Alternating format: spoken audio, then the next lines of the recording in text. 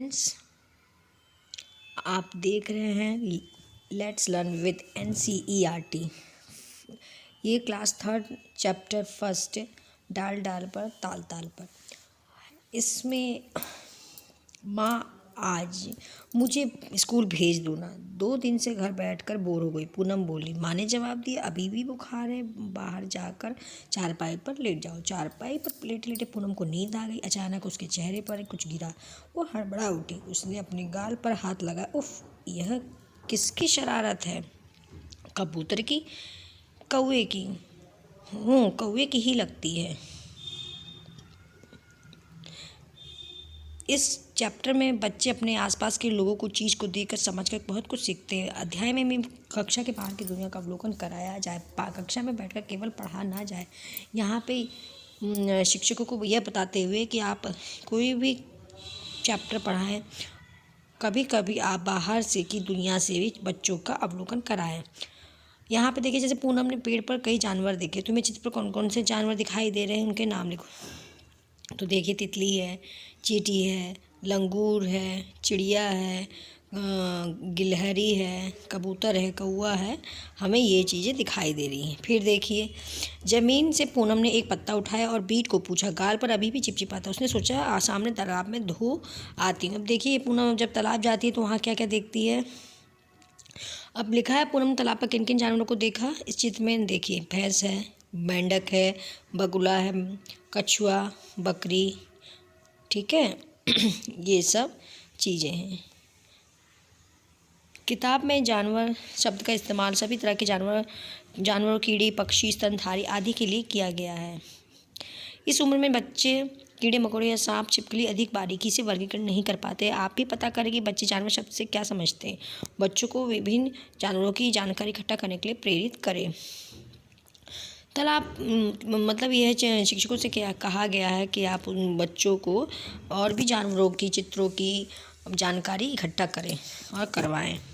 तालाब पर दिखे जानवरों का अभिनय करके बच्चों को दिखाएं। कौन सा जानवर कौन सा हरकत करता है जानवरों को। ये छोटे बच्चे जो होते हैं जानवर देखते हैं, उनकी हूबहू नकल करते हैं और बताते भी हैं कि वो कौन सा जानवर है।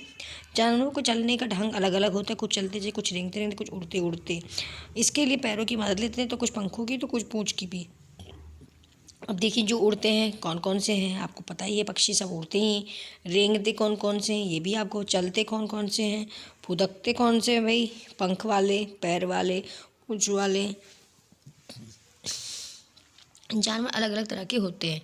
अब देखिए, जैसे कि उड़ते कौन कौन से हैं, जैसे आपका तोता उड़ गया, और कबूतर हो गया। रेंगने में आपका केचुआ हो गया, ठीक।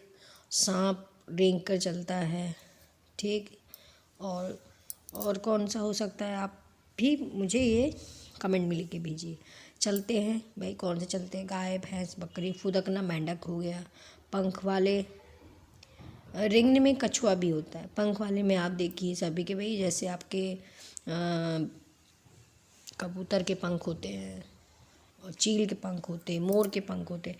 पैर वाले में, पैर तो भाई देखिए हर जानवर के अंदर पैर है, ठीक है। पूँछ वाले, अब पूँछ वाले में देखिए आपका शेर हो गया, लंगूर हो गया, बंदर हो गया। ये सब है। जानवर अलग अलग तरह के होते हैं। कुछ पेड़ पर रहते हैं, कुछ पानी में, कुछ ज़मीन पर, कुछ नीचे, कुछ हमारे घरों में भी रहता है। अब हमारे घर में कौन से हैं, वो पेट एनिमल होते हैं। जैसे आपने देखा कहीं गाय, भैंस, कुत्ता, कुछ लोग बिल्ली पालते हैं। अब यहाँ पे बच्चों को बता रखा है कि जानवरों के रंग, रूप, चाल, आवाज़ आदि देखना और उनकी नकल करके बच्चों को बहुत रोचक लगता है। जानवरों की विविधता देखकर उनके अलग अलग समूह बनाने में से ही वर्गीकरण की शुरुआत होती है। अब ये देखिए, तुम्हारे ये जो जानवर हैं तुम्हारे घर में नहीं रहते, उनमें रंग भरो जो तुम्हारे घर में नहीं रहते। तो अब जो ये जानवर देखिए, ब्लैक, हाथी में आप भर सकते हैं, फिश में, कुछ लोग फिश भी पालते हैं, ठीक है। ऐसे ऐसे यहाँ कुछ जानवरों के अधूरे चित्र है, आप इनको पूरा कीजिए। ये सारी क्या हो गई, ये है वर्ग पहली में घेरा लगाओ। जैसे यहाँ बंदर हो गया, छत पर बैठो। अब दीवार पर जाल बनाओ, भाई मकड़ी हो गई। जाग कर रात बिताओ और दिन निकले तो सो जाओ। ये कौन हो गया, ये हो गया उल्लू। रेट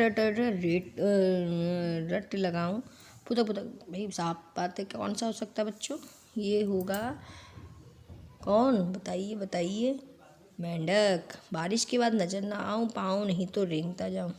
अभी हमने कहा केचुआ, धीमी चाल से चलता जाऊं, दौड़ में फिर भी जीत मैं पाऊं, दौड़ में फिर भी धीमी चाल तो हमारा कछुआ हो गया। अब यहाँ पे ये देखिए, ये बच्चों ने कलर करके दिखाया इस चैप्टर में। चित्र में देखो कौन सी उंगली के निशान है, कौन सा अंगूठे के निशान, इसमें आपको पता करना है। और आगे चलते हैं, ये देखिए, ये आपको चित्र बनाने हैं कॉपी में नकल करके, वैसे ही सेम धीरे धीरे। अब यहाँ पे देखिए डालियों पर कौन रहता है, ध्यान से देखो उसके आसपास कौन कौन से डालियों पर रहने वाले, भाई पक्षी हो गए, पत्तों पर टिड्डे हो गए, तने पर भी देखिए, ज़मीन पर, पेड़ों के आसपास। ठीक है, अब तुम अब भी जानवर के चित्र में जिक्सा बनाओ, जिस चित्र के गत्ते पर चिपकाओ। अब जिक्सा एक खेल होता है जिस बना के चिपकाया जाता है। हाँ, फिर जिक्सा एक मनोरंजक गेम होता है जो एक चित्र के पार्ट्स अलग अलग करके उसको जोड़ के बना दिया जाता है। कुछ गत्तों से बना के बच्चे खेलते हैं। अब ठीक है, आए तिरछे होते हैं, इन टुकड़ों में काटो और फिर वैसे भी बिकते हैं, आप चाहें तो आप मार्केट से लेकर इसको चिपका के खेल सकते हैं। बच्चे बहुत अच्छी चीज़ें सीख सकते हैं। जिक्सा एक ऐसा बनाया गया कुछ चुनौती हो जो सीधी सीधे टुकड़े ना हो, आसानी से जोड़े जा सके, बच्चों को इस तरह की गतिविधियाँ मौका दें, उनके कामों में प्रशंसा करें।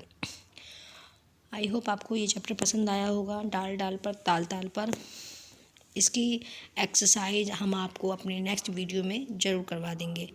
धन्यवाद।